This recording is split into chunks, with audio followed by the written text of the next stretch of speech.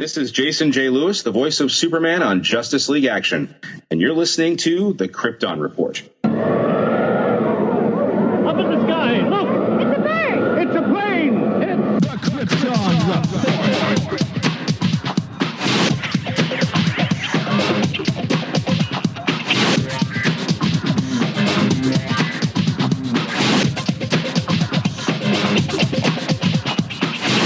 Welcome to the Krypton Report Podcast, presented by the Southgate Media Group. The All Things Kryptonian podcast, including Superman and Supergirl. We discuss games, movies, cartoons, TV shows, and comics. Krypton Report Pod can be found on Facebook, Twitter, Skype, YouTube, and Instagram. And if you want to drop us a line, send it to kryptonreportpod@gmail.com. We are on Patreon under Southgate Media Group. And our official merch page is tpublic.com. Search Krypton Report. Now on with the show. Hey, we interrupt this specially broadcasted episode of the Krypton Report for a quick impromptu segue of a coworker of mine, Mike.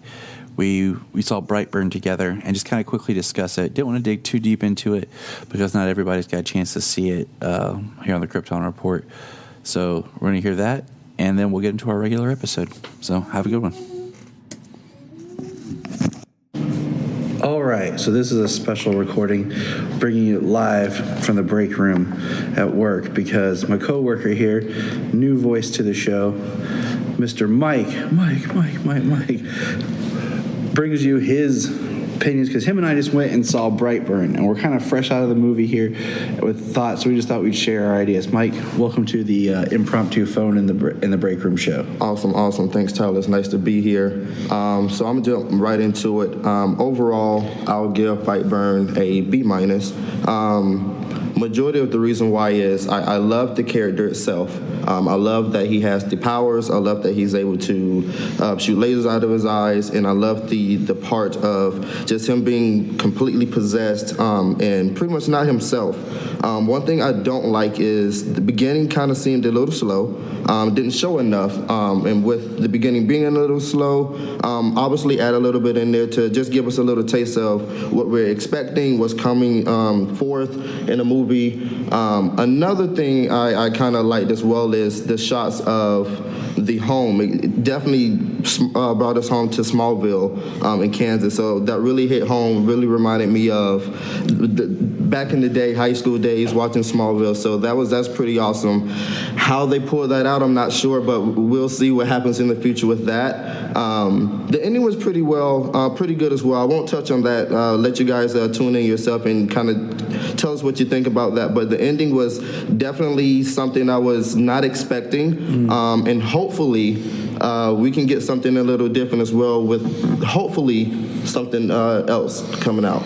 Well, I mean, the movie does set up its sequel. It does set up the idea of... Every time, guys. We're doing a break. Hold on. And you said about Smallville, and my thought was, how is nobody getting sued over this movie? Because it's set in Kansas. It's not they even changed it up. They could have put it in Ohio just as a callback because the creators of Superman from Ohio. But no, it's in Kansas. Spaceship crashes. Boy can fly, super strength, indestructible, and heat vision, which are like the 4 core powers.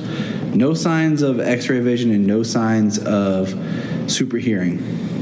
Correct. Even the mask he wears, like I told you, is like the homemade mask he makes. It looks kind of a callback to Zod's armor mask. Yes, I would call that. And I mean, even some of the dialogue and situations, like not so much Superman, but like Man of Steel. Yeah.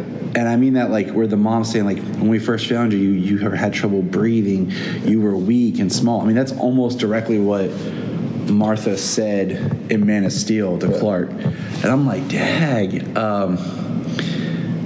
The movie overall, it is a horror movie. I mean, straight up, like, that's what it's supposed to be. It's supposed to be like a superhero horror. And I think it's an interesting concept. And Superman's always been about nature versus nurture, like what his Kryptonian birth made him compared to the people he was raised by. And in this, I think they took that out of the equation by the way that his alien heritage is. And I'm trying not to be spoilerly here, so I'm kind of jumping around. So, because, I mean, they are good. They seem like good parents, loving parents. And not trying to spoil the film here, but it did seem at the beginning we didn't get enough time. Like I've thought over it more and more. I would have liked maybe a scene at the beginning of the parents with a negative pregnancy test, like just diving more into their relationship before him, the struggles of having kids, then he arrives, how it's a miracle, how it's it works for them. I mean, like, it's the same beats as Ma and Pa Kent. And then I would have liked maybe another action scene of him terrorizing some kids at school. I think the biggest disservice that this movie has is only like 94 minutes. Yeah. I mean, when it ended, you and I looked at each other like, that's it? What? Yeah. My wife asked me, what time do you think you'll be back? I'm like, I don't know. It's probably going to be like 2 hours, something minutes. And I didn't even think to look at the time. Hour 30, hour 40?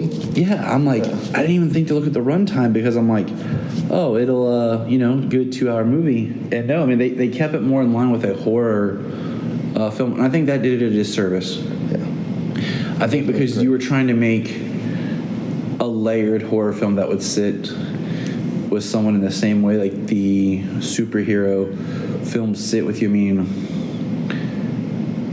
they're all, they take their time to develop. And I think that's what this movie, because there's a couple leaps in logic, like the joy on the child's face when he discovers his super strength, and then the next scene when he goes to get the lawnmower, and just like this look on his face is like it changed. Like, okay, like I said, I'm not trying to get too spoilery, but there is a nice little tease at the end. So if you do see it, watch through the credits, not after the credits, but through the credits, that potentially sets up basically, like I pointed out to you, an evil Justice League, and that'll be massive. There's like three like drawings of this conspiracy theorist guy talking. One looks like it could be Martian Manhunter. Yeah. One looks like Wonder Woman, and I didn't quite get to make out the other one. Those archetype characters. And I mean, I liked it. I think it's, I think the best thing that I heard someone say, and I don't want to take credit for this, but I can't remember who it was Brightburn should prove to people how important Superman is. I agree. The fact that, he was raised correctly, and we all know that we are raised a certain way, but at a point we can make choices on our own and change those values. Do we hold those true? Do we change it? There's even a part in Brightburn where someone's typing and says truth and justice in the modern era. Yeah. And I almost said, why didn't they just say the modern way? But that would have been maybe too like on the nose. But and with that, I think, it's like Superman is a character that he has all these powers and all these abilities, and he feels the same way. But he chooses to help and to do good. And of course, there's been offshoot stories where he is like the overlord, and all those take time to develop why he goes down that path. But for the most part, those are just one-offs. And the core character is he's here to help and do good, and serves to be an example of what he was raised to believe. And I mean, some of my favorite Superman stories, like we said about Smallville, was before he has the costume, when he's just a person and he's being a man that's super, that he's doing good. And I think that's with Brightburn, it wasn't bad. I don't want to say I was disappointed, because I really didn't know what I was expecting, but I think I just kind of left thinking, that could have been more. And a lot of that goes to just these scenes that you can kind of see. And I've had like in some of my episodes, I've had a thing where I've done some writing exercises and some classwork and stuff where you can see plotting of characters and development. And even with Supergirl this season, I've mentioned I've had issues with where I feel like instead of developing stuff, they just kind of take short writing tricks in the characters. Yeah. And I feel like with Brightburn, certain beats, like if I just said to you, the parents are struggling with pregnancy, it's there, but it's so quick. Like, it's like the opening shot of them talking about trying to, this is it, let's do it now, we're going to make a baby. And it's like, it's all there, but it's so, like, check the box quick. Like, I would have liked a little bit more struggle with Brandon, the main character. with is he evil or is it what happens to him in the film that makes him evil? Is it out of his control, or does he have some control over it? And I personally feel like that's never quite answered and explored. Yeah, we never got that. We never really got that. Just during the beginning, it's almost as if he was in and out of it, as if he could have a little control, but then once something took over, it seems like there was nothing else that could be done.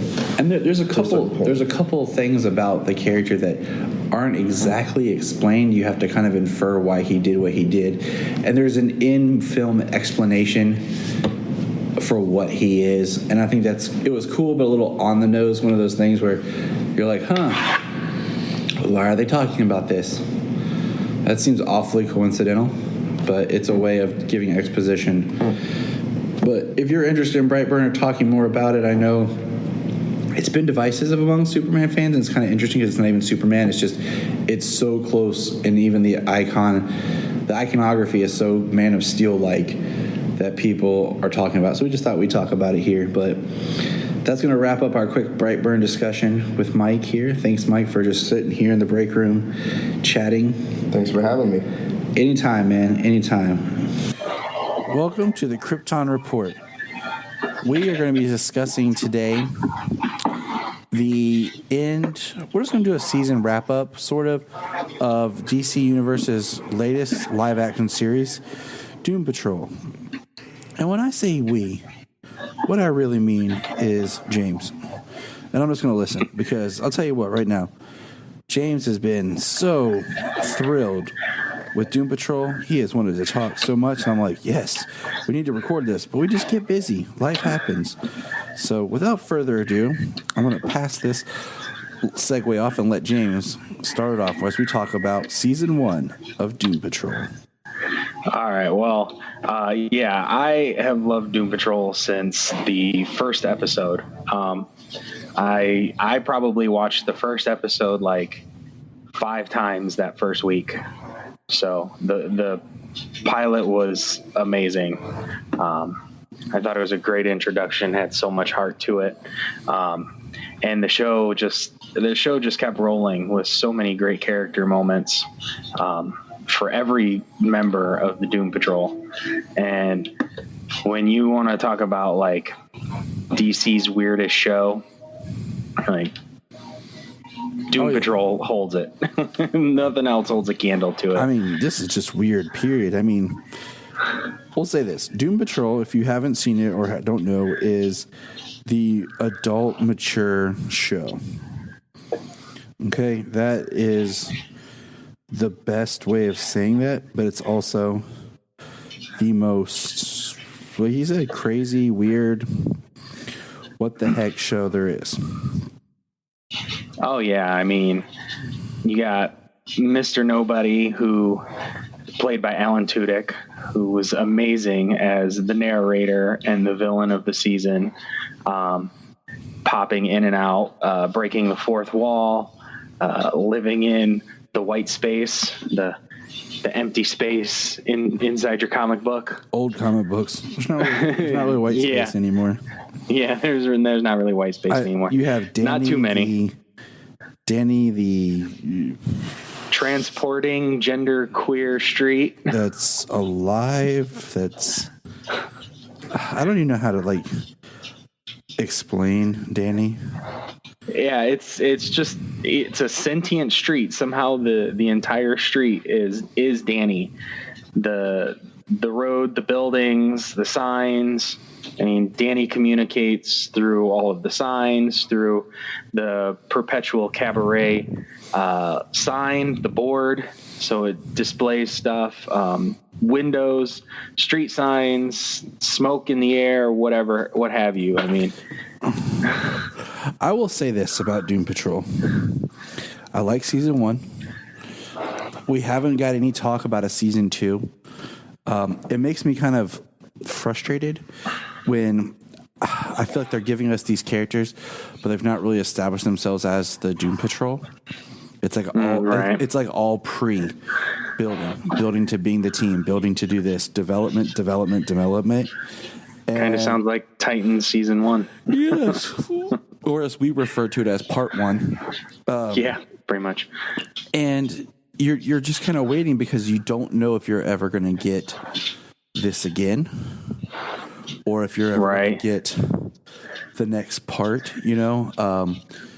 So if in one respect, like I am nowhere near like an advocate Doom Patrol reader or fan of the comics, but it's like, if you are, I don't know if you would be excited or upset because you never get to see Negative Man really be Negative Man or Elastigirl be Elastigirl. That's all pre them becoming that. And right. Yeah, there's no official talk of a season 2 yet. Nothing that's been said or speculated. The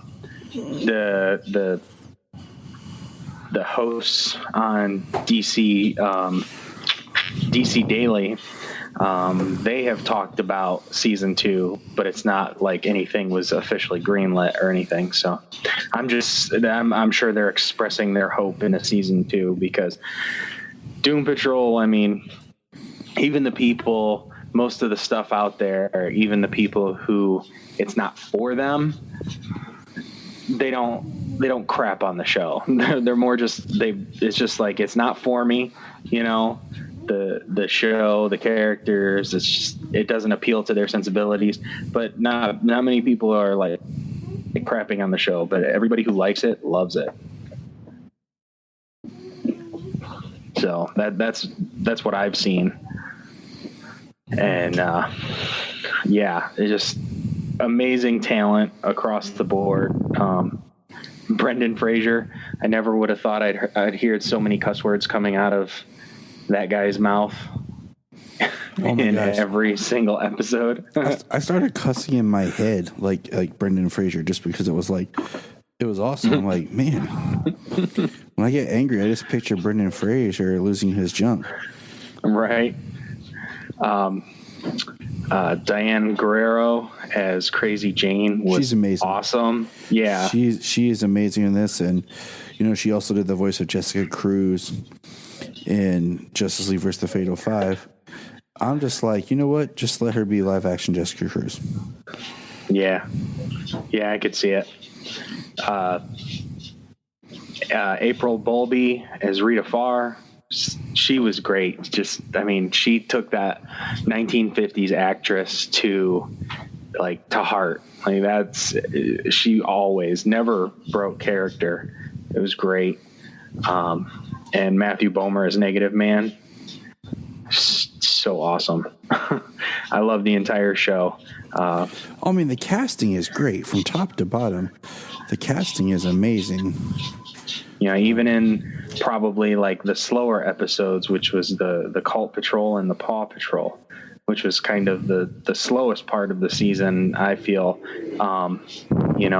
Some of the elements of those episodes, one mainly being Mark Sheppard as Willoughby Kipling, was great. Mark Sheppard is awesome. I loved him in everything. X-Files, Firefly, Supernatural. Oh, he was great. Anything I've seen him in, I've never had a complaint about Mark Sheppard. I just feel like there was episodes that really were dealing with what was going on, and then we went on this really weird side tangent, and then we came back to the story we wanted to tell. And there's a couple things in it if we go,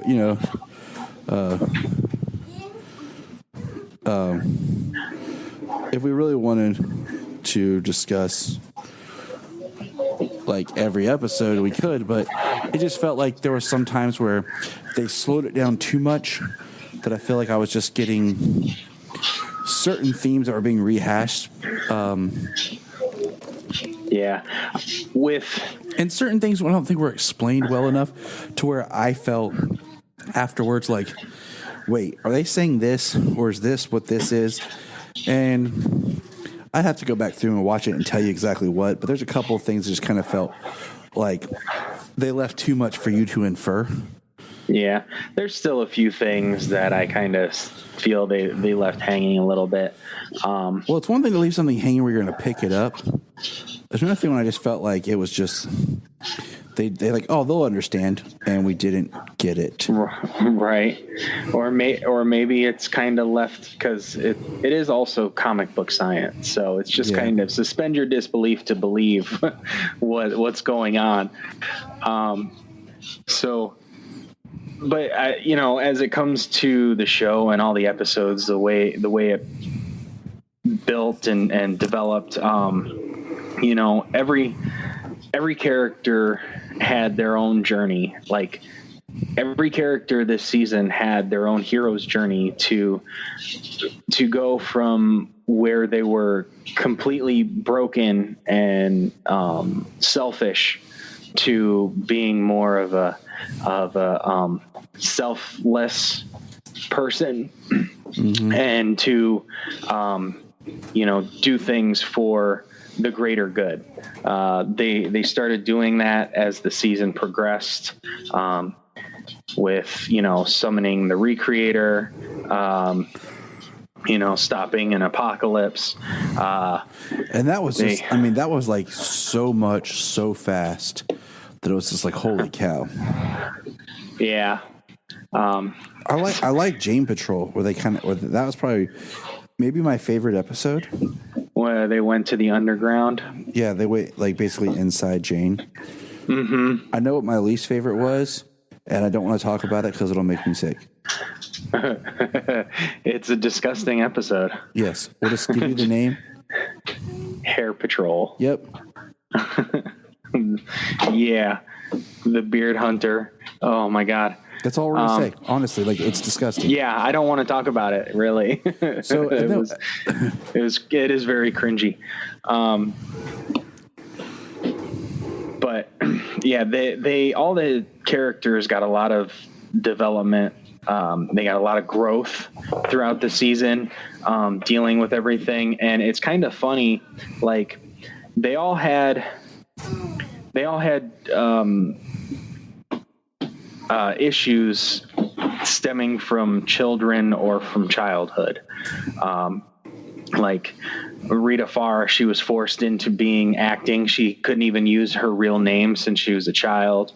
Her story of a young actress getting pregnant and her never knowing what happened to the baby, guilt that was being used against her. Larry, with his kids, he lost his children, he lost his boys and never got to see them again. Cliff, his daughter, he was, believed to be dead. She lost both her parents. She was orphaned. Crazy Jane, her problems that stemmed from childhood, protecting her inner child, Kay. It was kind of interesting how all of that actually built up to the season finale of them having to save Niles Calder's daughter, saving the chief's daughter. Yep, that they never knew existed. Yeah, which funny enough, so her name is Dorothy Spinner, and I looked up a little bit of information on her, and apparently she basically can warp reality. She can change reality. She can bring her imaginary friends to life and give them the powers that she manifests for them. So back to the Beard Hunter episode, the little doll that the Beard Hunter found. Mm-hmm. I am pretty positive that is a doll chief imaginary friend brought to life by Dorothy. That makes a lot of sense. Because I watched that. I was like, and you had to look that up. Yeah. To get that clarity. And that's what I'm saying. Like, that's where I feel like, well, they didn't introduce the daughter until the very end, and they didn't even explain her powers. Like, so looking it up, yeah, I had to look it up, and it kind of made that doll thing make sense. And also the fact, like, from what I read, they didn't show her face. They obviously haven't cast her or anything yet, but they also didn't do anything with her because she's like disfigured almost. She's she looks more like the cave woman. So apparently it's like the daughter of Niles and the cave woman that he got an episode with.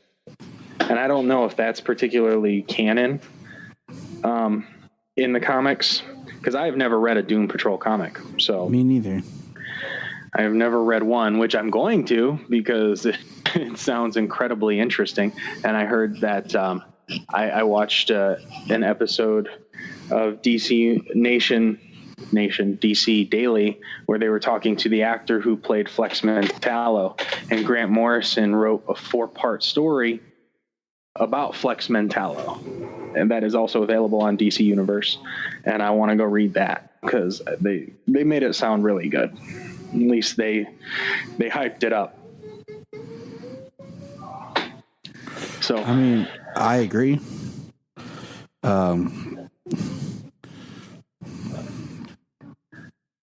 So I that, see, like I said, that was one of the things that made me feel awkward, was what is this? Basically looked like Niles called her the dummy from Saw. right. So And I wouldn't have gotten that if I didn't read up on who Dorothy was, And just to find out, because they did say, the strongest little girl in the world, and the most powerful little girl in the world.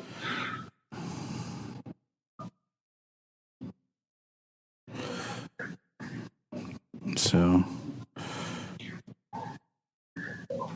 Yeah. So, I mean, incredibly interesting show. Very fun, very funny, full of heart.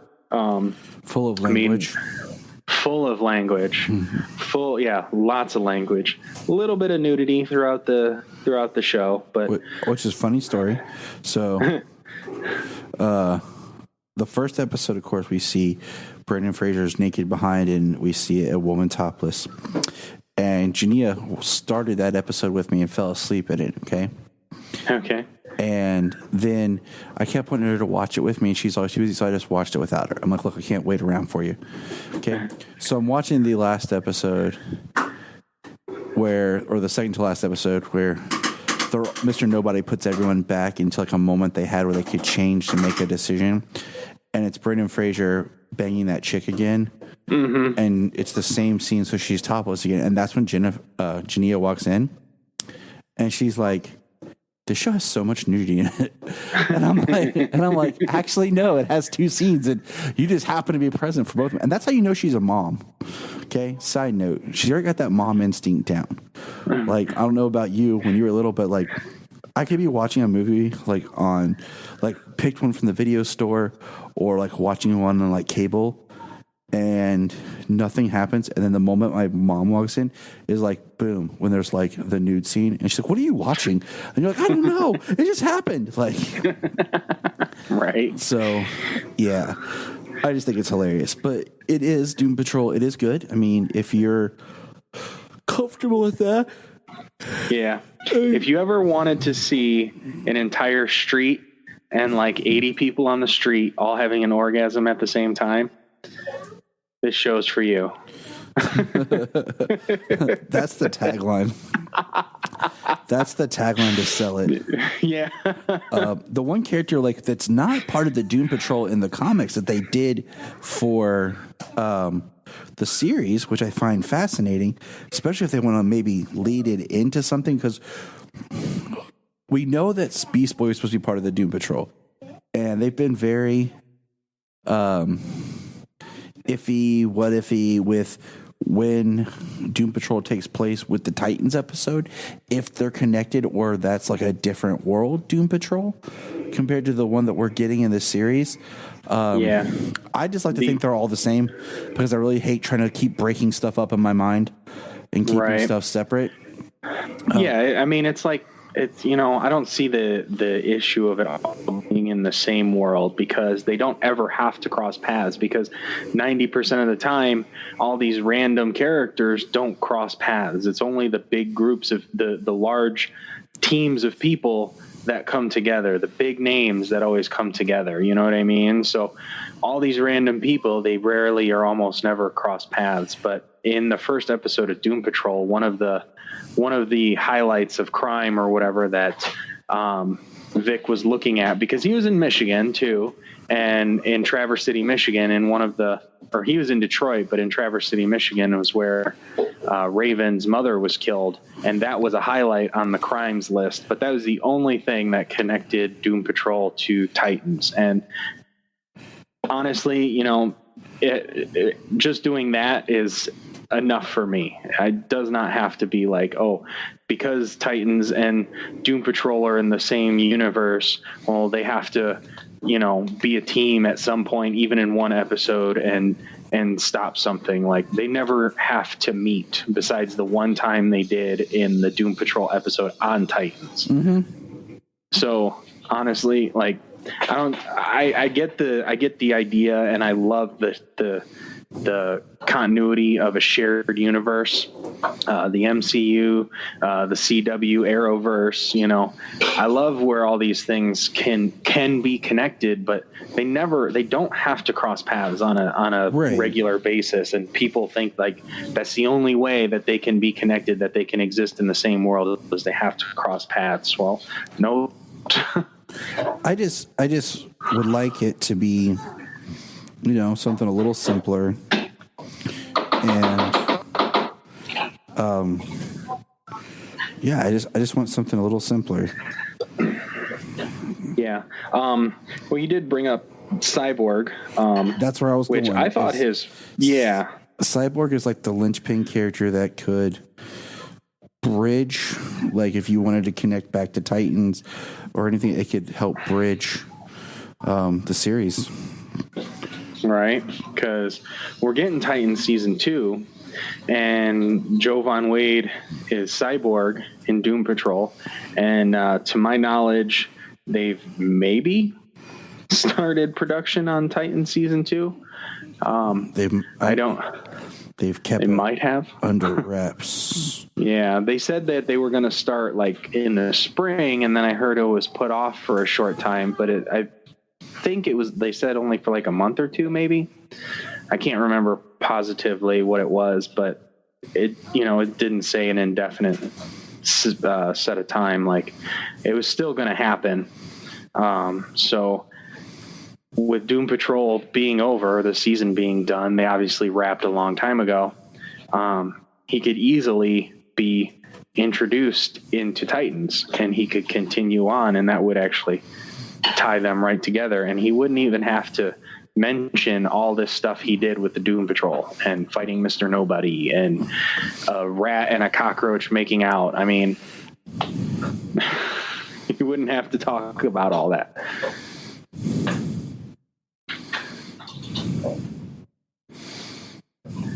But it'd be awesome to see a live action Cyborg with a Titans team. It would be.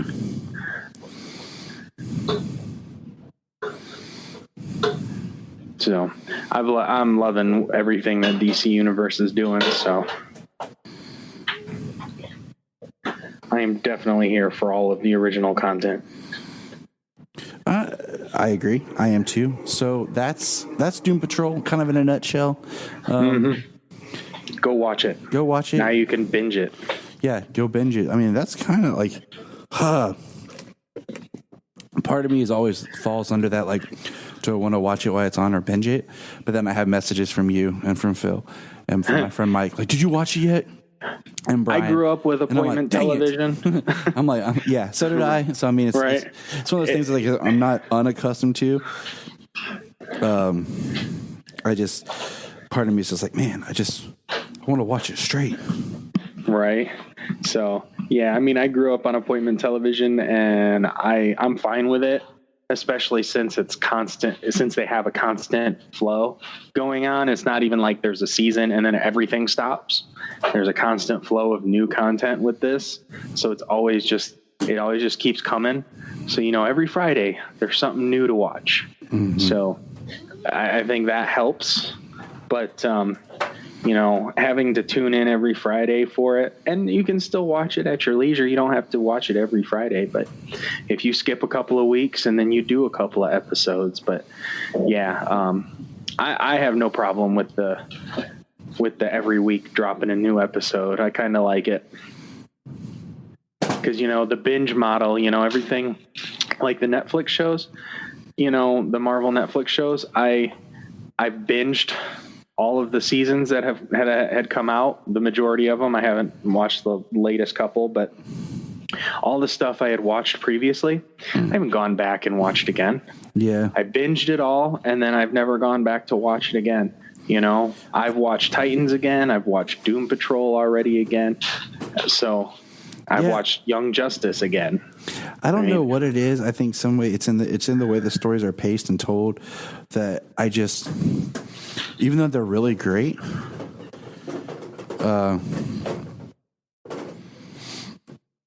and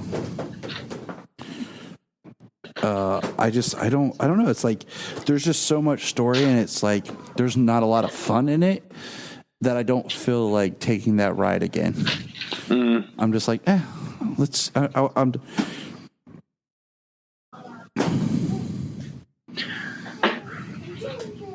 Well, at least with Doom Patrol, there was a lot of laughs. So we'll see where we go, and then we got Swamp Thing coming. So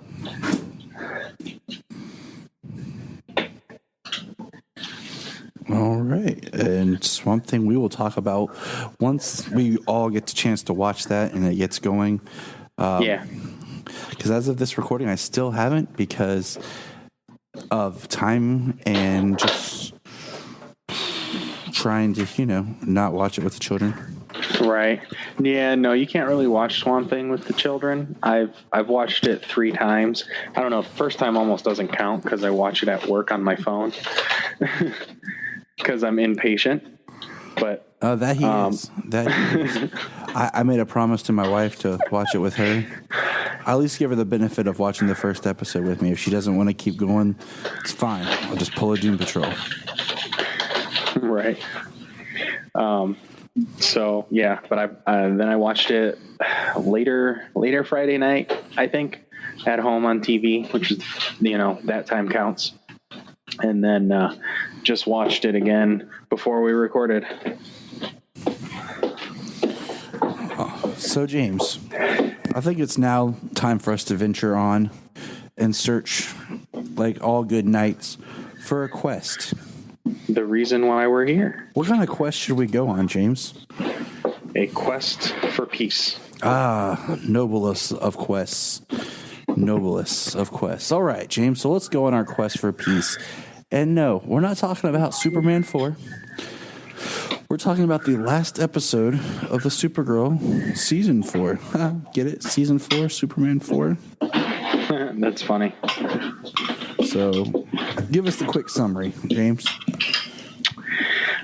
Okay, Quest for Peace is Lex Luthor's plan has come to fruition, where he's had Kaznia attack the United States, and he in turn has turned and stopped Kaznia and the Red Daughter, who is a clone of Supergirl, and he uses her to discredit Supergirl and basically, say that it is her when he takes her down, to become to get a full pardon, and uses all of his resources that he's gained so far, which we've discussed on numerous on a few other episodes, since he's only been in 3 this season, to come up with a plan to destroy Superman. He wants to blow up Argo City and kill Superman when he has no powers.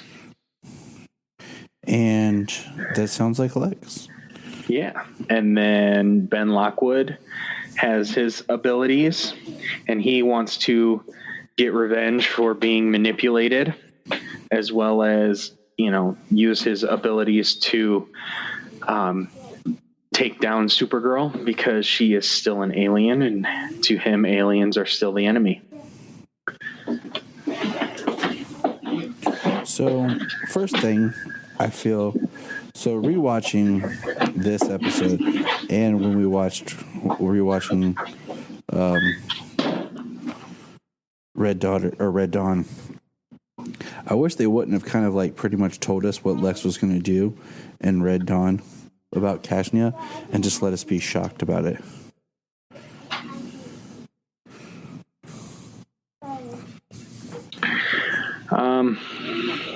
You know? Yeah, I can see that. Instead of being like, oh, he's gonna betray him, just all of a sudden watching it and then seeing that he betrays them, you know, like was like, right. Oh, so much more of just like, oh my gosh, he really is a Lex Luthor, that dick, you know, like, right. But I mean, that's that. It was great seeing the exosuit, the Lexo suit. Full on Lex Luthor. But here's something I thought about as I was rewatching the episode. Lex is a redhead. Why isn't his beard red? Yeah, well, you know, Lois Lane is a brunette. Why is Amy Adams' hair red? Yeah, but they did put Lois Lane as a redhead during the comics at a weird time where, you know, during the death, she was redheaded in the comics. So I'll at least give them that. Right. Let's see. Lex got his presidential pardon, which makes sense. Yeah. So the beginning of this episode is actually like an overlap of the Red Dawn, because at the end of Red Dawn, they have a news broadcast and where the president thanks Luthor for what he did. Well, in the beginning of this episode, it shows Kara escaping, and then it shows Red Daughter going to Lex, talking to Lex sending her after Eliza, and then Kashnia attacking, and Lex Luthor doing what he can to stop them, blowing up their ships and their missiles, and while he's singing, what's that song? I Did It My Way. By Frank Sinatra's My Way. Yep. Yes. And of course, I love, you know, John Favreau is sitting around somewhere like, hey, can we sue them? Can I get a cut of them using my Iron Man effect in their little suits here, the helmet? And I came up with that. Like, can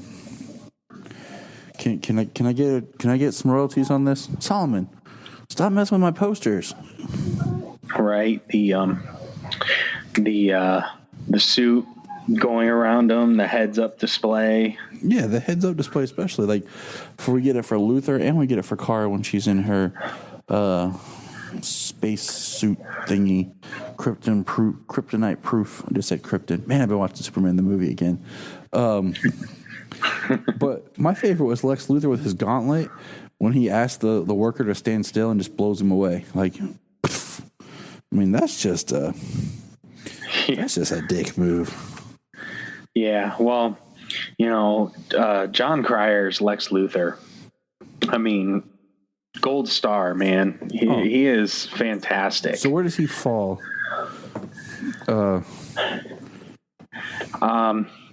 So it's pretty darn close. I mean, it's a run for the money when you talk about Lex Luthor, because the top two right now are definitely Michael Rosenbaum and John Cryer. The thing with Michael Rosenbaum, he got to be Lex Luthor a lot longer. He did a great job as Lex Luthor, but he was also more like your pre-Lex Luthor. It wasn't until the later seasons where he kind of started to really make that villainous turn. A lot of the stuff he did early on, it was kind of hinted at, you know what I mean? It was left intentionally ambiguous to if some of these things he might have done. And the one thing that I always kind of didn't feel, the one minor detail from Rosenbaum's Lex Luthor was everybody did he had workers and scientists and everybody do the majority of all of the work.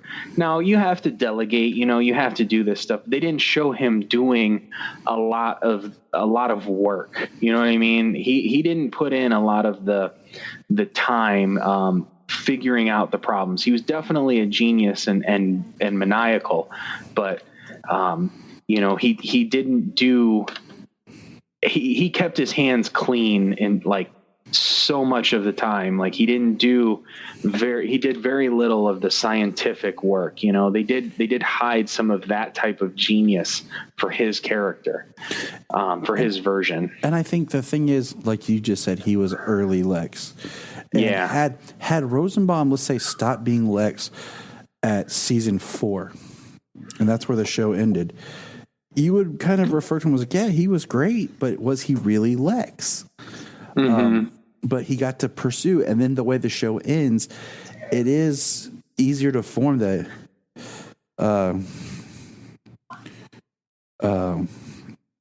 to form an idea that, you know, with the way that spoilers, you know, he's like a clone type thing at the end, that he could have increased IQ and everything, and the Lex that appears in the end moving forward could be more of the genius scientist. We don't know, because that's where it stopped, you know? Yeah. Even into the, you know, the comics after that. So right. So the one thing that Cryer has, and in such a short time, you know, he got to be 100% full on supervillain Lex Luthor. Like, he was not hiding who he was, being a criminal. You know, yeah, he did manipulate things to seem a certain way, but, you know, he was in prison. He was in prison for crimes against humanity. He was very evil. He killed a lot of people, and he was very, very good. He was a fully formed, late in his career, Lex Luthor, and he's the only one who's been that Lex Luthor. And you know, doing the science, the intelligence, the manipulation, you know, all that stuff, and then being so evil. Like, that's the one thing that Cryer has on Michael Rosenbaum. So they are both actually really great. They are my two favorite Lex Luthors. mine too. All right, what's your third? My third, that's tough. I mean, you know, Gene Hackman was great and did what he was supposed to do. Kevin Spacey, I like Kevin Spacey because he was pretty evil when he made Hackman's version more evil than he had been previously. Yeah. My thing with Spacey is I feel like he didn't get to develop his version. Like, it was kind of like it had to be based off the Hackman version. So then probably John Shea. John Shea is my third. Yeah. And I love Hackman, but, you know, in a lot of ways, to me, Hackman doesn't feel like Lex. Because the character of Lex that I read and kind of related to through the animated series, even though I saw the movie, was more of that Lex, and the movie Lex was not that Lex because he hadn't been written that way yet. So he's definitely he's the remnants of the old version. Yeah, he was definitely still, you know, old comic book mad scientist type.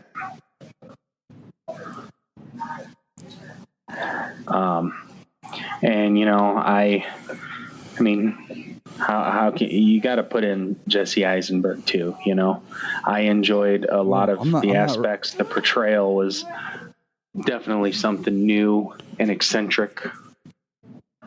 I mean, so I'm not going to discredit Eisenberg's character. Hey, if we're going to go there, we got to talk about the Lexes from Superboy, because there was two of them, Sherman Howard being one, and Scott. I want to starts with an L, I think. Dang it, hold on. Like, his Lex was completely weird, but he still was Lex. You know, I haven't delved into much of Superboy yet, so.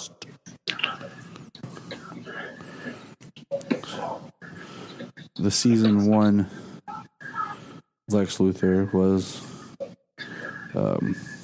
crap. No, anyways, give me just a minute. Yeah. I was pulling it up and I just had to help Solomon. Scott Wells.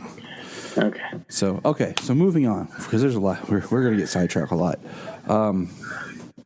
We get Lex in the White House. He brings in his mom and Lena. Lena gets an invite to the White House. and Lex gets a great 3 Luthers in the White House, and he makes a quote, and his wife says, "You shouldn't quote Hitler," which was kind of funny to hear her say. We get him referring to about the man of yesterday.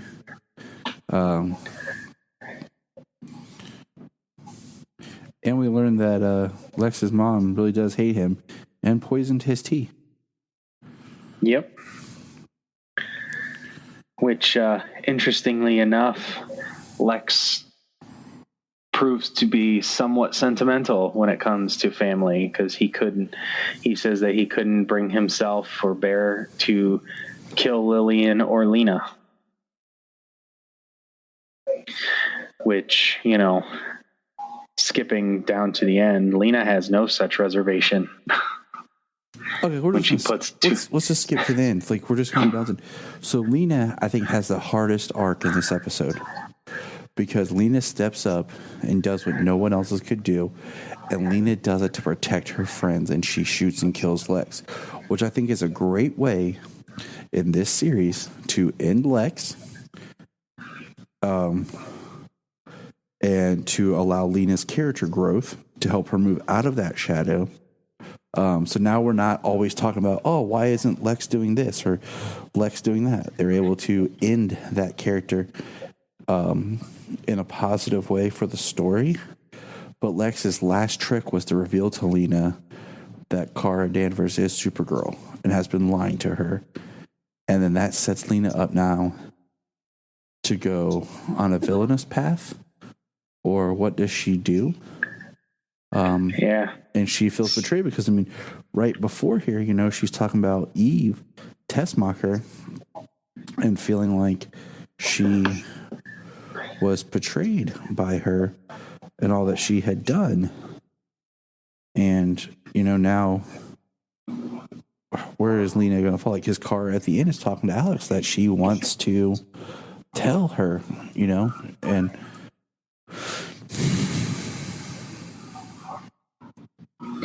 Yeah, it's it's definitely like a betrayal of trust.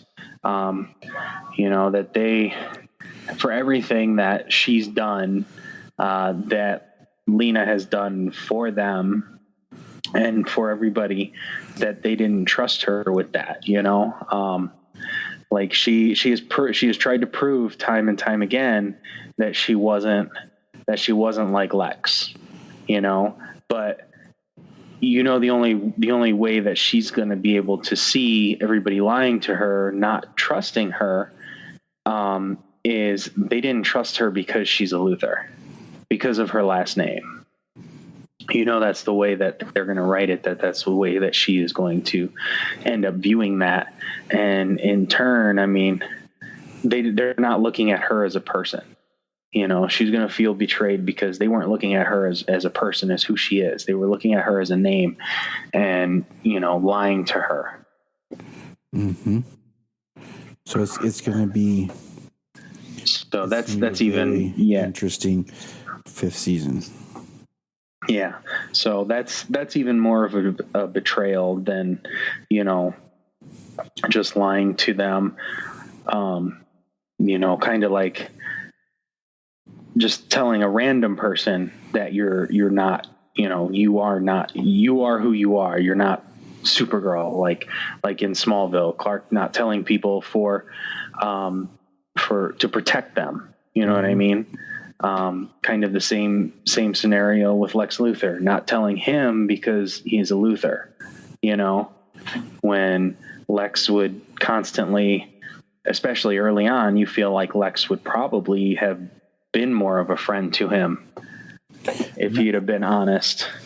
But that's the the battle, because I think there's times where you wanted him to tell, but then there's times where Lex just does some shady stuff where you're like, it's probably better he doesn't know. Yeah.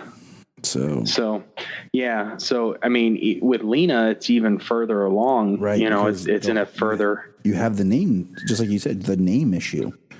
Yeah, like everything she's done, Lena is Kara's best friend. You know, they've said that more often than not, that Kara and Lena, they are best friends. Which is and great. they refer to each other. So Which is the fact great. that I just she like would to see some more best friend stuff. I think they do a good job. But, you know, I think sometimes, like, I hate in shows with Chubby, oh, that's my best friend. But you don't ever see them getting to do best friend stuff. I feel like they're doing a really good job of trying to make, like, Lena and Kara best friends. More so than the way Clark and Lex were on Smallville. Right. So yeah, I mean, they refer to each other as best friends, but, you know, she's like, I'm your best friend. I've done all of this, you know, I've tried to step out of the Luthor shadow and make that name mean something other than what it does, you know, all the good that she's done and tried to do, and, you know, trying to be honest with her friends and things like that. Yeah, she's going to see that as more of a betrayal than because that's exactly what it is. You know, they couldn't trust her just because of a name, not for who she is. You know, and like Alex now has her memories back. You know, and that's which was pretty cool this episode when Kara takes off her glasses and she's like, God, I've missed that. Yes. You know, and so that is back. So it's not like they can be like, oh, Alex doesn't know. Yep. So, yeah, it was a very good episode. So yeah, Alex knows. Let's see. Luthor tries to dispatch Ben Lockwood, tries to have him killed, but that doesn't happen because he's got superpowers. Ben goes to Shelley Island, where Luthor has taken a bunch of aliens and locked them away to, like, drain their power to power his Claymore satellite, which he's going to use to destroy Argo City. Which is very interesting. Why is my phone acting weird? It's popping up here. I'm trying to read my notes. Also, so let's talk real quick. Lockwood. He's hyped on hair now. He's ready to go down. He's ready to just go out, and he gets a fist brawl. Him and his men meet, like you said, on Shelley Island with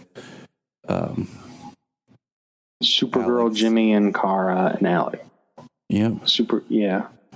Supergirl and Kara are the same person? Yes. Wait a second. Like, wait a minute. I just said 4, and there's only 3. I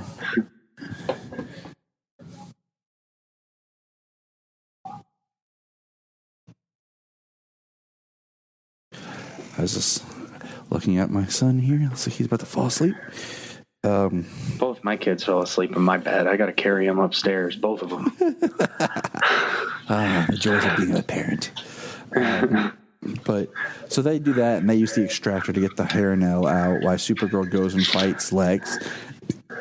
And Lex has a great scene where he's like showing he's got like a kryptonite suit, and then Kara just turns on her special anti-kryptonite suit, and Lex gets mad.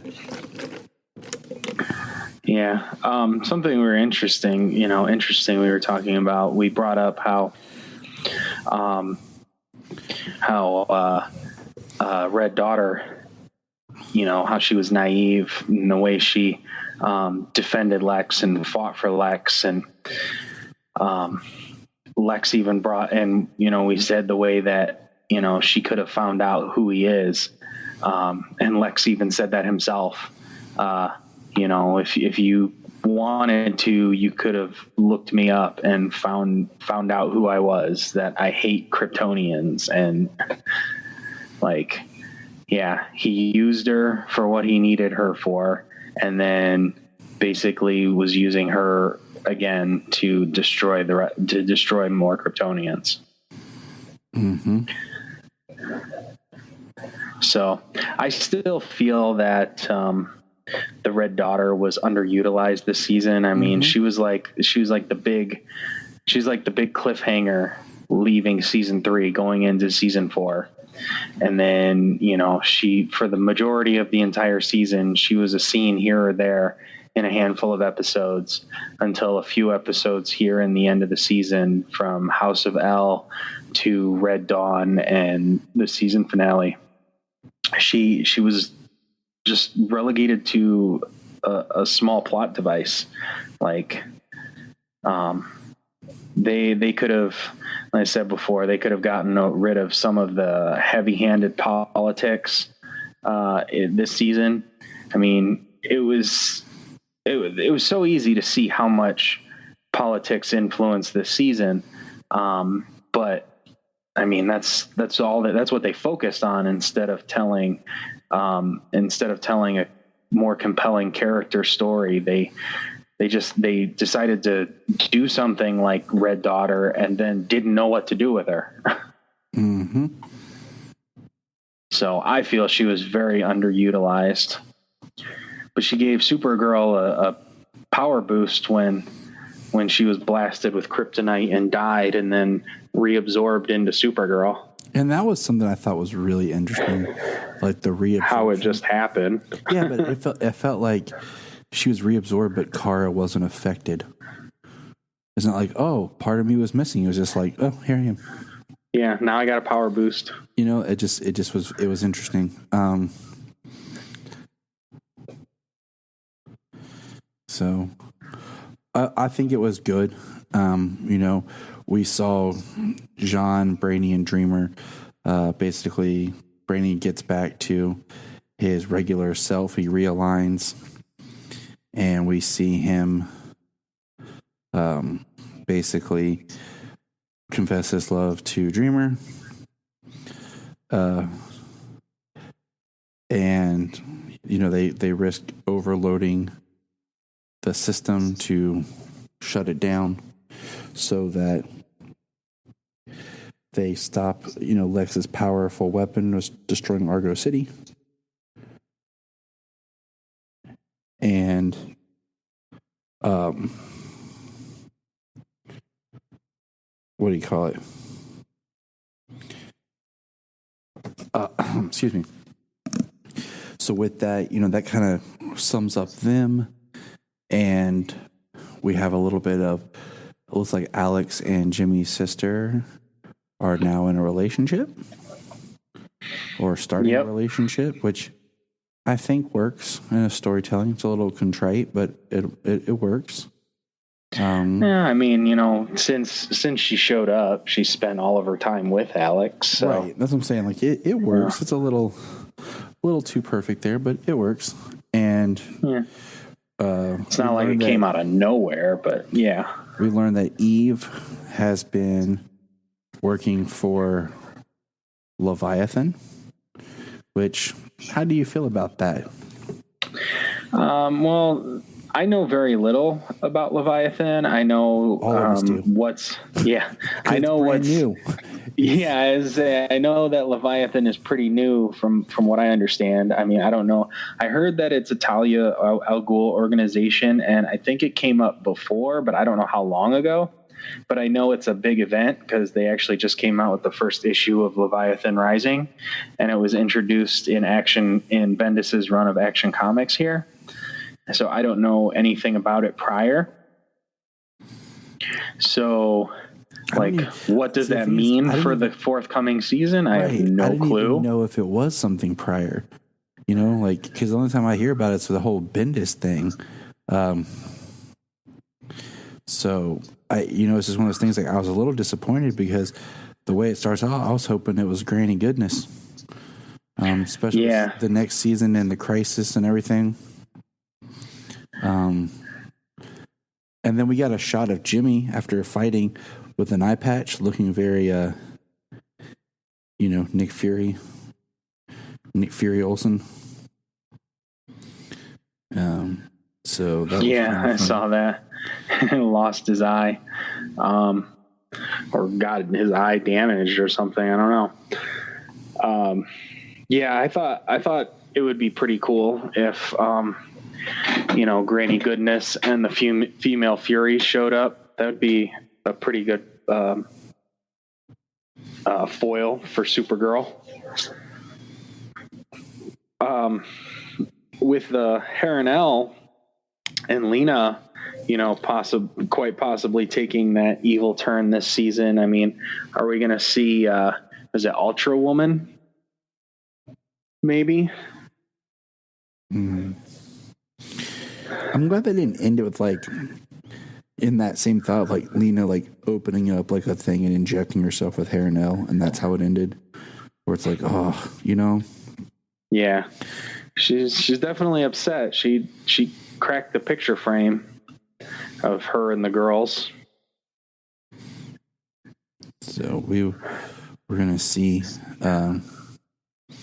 where that goes, and then man, I don't get tired until we just start chatting. Then I'm relaxed. So the are we cliffhanger is we see dead Lex. Okay. Crisis tease. This is out of the 4 shows of the Arrowverse, all 3 of them had something with the Monitor other than the Flash. Flash is teased a different way, but we have the Monitor pick up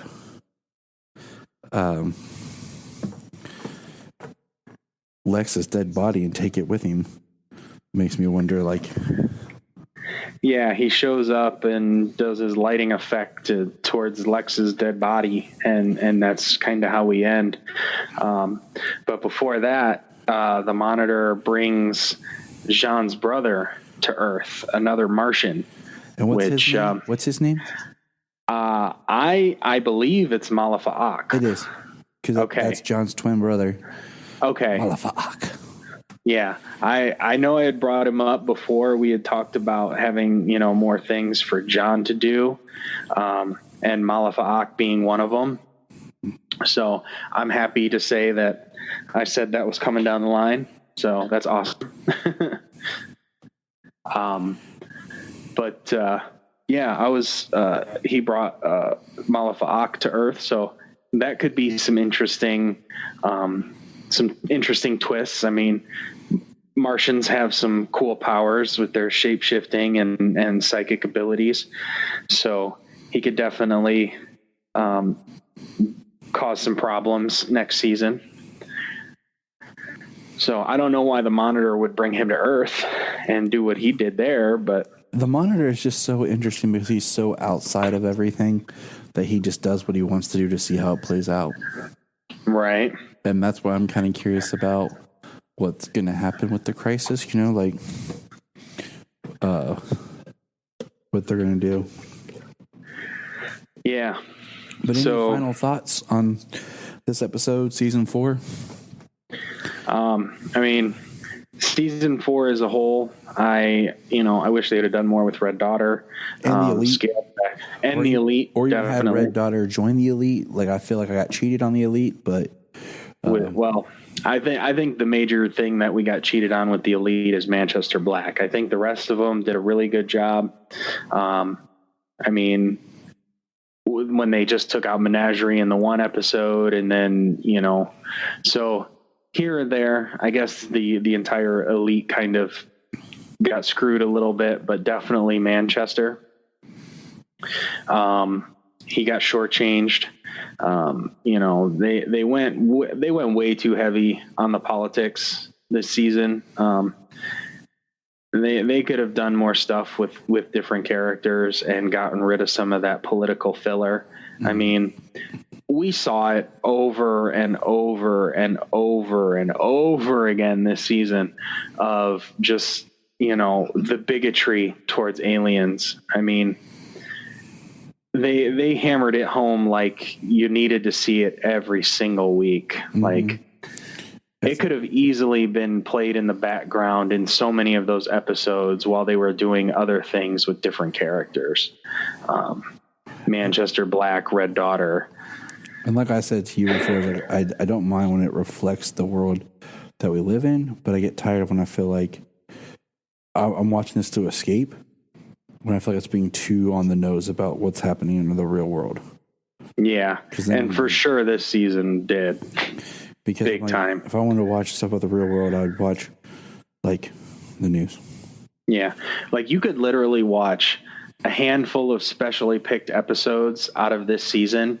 If you watched half a dozen to 10 episodes out of this season, specially picked episodes, you would get the entire season and understand from point A to point Z to Z. You know what I mean? You would understand A to Z of this season with less than half of the episodes. Just because there was so much of that political filler, you know? Mm-hmm. Like if somebody did an edit for this season and just pulled stuff from episodes all over the place, you could do like 8 hours and you'd get the entire season. You probably could, like, you know. But what would you rate this episode? This episode, I thought this episode was fantastic. There was a lot of good in this episode. You know, I mean, we didn't talk a whole lot about Sam Witwer as Agent Liberty, but he's always awesome. He's always great to watch. John Cryer was fantastic. Lena, Kara, Alex, just a great episode this year and a good tease for the crisis and moving forward. Like I said, interesting about Leviathan. See what that turns out to be, since we don't even know much about what they come from. Yeah, exactly. What's the source material? I feel like that's just too new to be incorporated. Like that arc hasn't even finished in the comics. Like it'll be done by the time the season, but yeah, it'll just be finishing up by the time the season kicks off next year. So I don't know. Maybe they're waiting to pull from the current comics to see what episodes they're gonna be writing into their episodes. But for the majority of this episode, I think this episode is at least a solid 8.5, if not a 9. I agree. I'd say a 9. I think it does more good than anything else, and we get some very strong performances. For sure. All right. Well, that's going to wrap up season 4 of Supergirl. I mean, I can't believe it's already been 4 seasons. Right. We one more season to go. And it's just like, dang, like. Yeah, see what season 5 is going to bring. We've got Crisis. Are we going to end up with One Earth next year? That's what I come want. The later half of the season. That's just what I want. I think it'd be kind of fun to spend a season or whatever with One Earth and like I said before, the idea that when the Earths merge, you might get say like Barry from Earth 1, but then we get Caitlin from Earth 3. You know, it's like or we get, characters where all their personalities from all their Earths are shoved together. I don't know. There's a lot of cool story stuff that could be in there, and just to shake things up. So. Right. Well, it'll be awesome to finally see World's Finest. Super character and Bat character.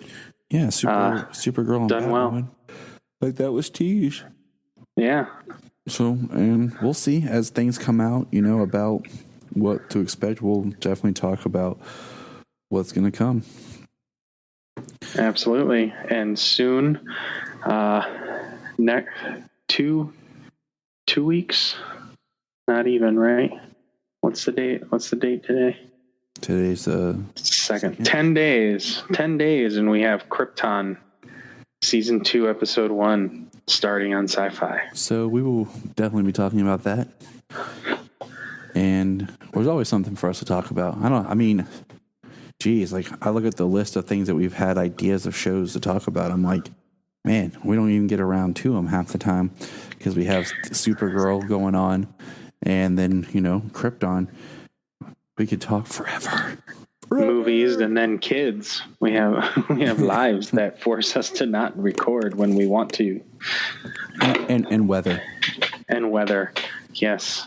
The monsoon season apparently that is upon Ohio. Hasn't stopped raining all spring. That is so true. Look up in the sky. Look up in the sky. Look up in the sky. You can find us on Instagram, Twitter, Facebook at Krypton Report. You can also email us at kryptonreportpod@gmail.com. If you get a chance to go over to iTunes, please leave us a review to help us get better. If you're an Amazon shopper, just remember you can go to southgatemediagroup.com. There's a portal, log into Amazon, and you'll shop into your account just regular, but it also helps keep all the podcasts on and helps keep Southgate running. Remember, look up in the sky.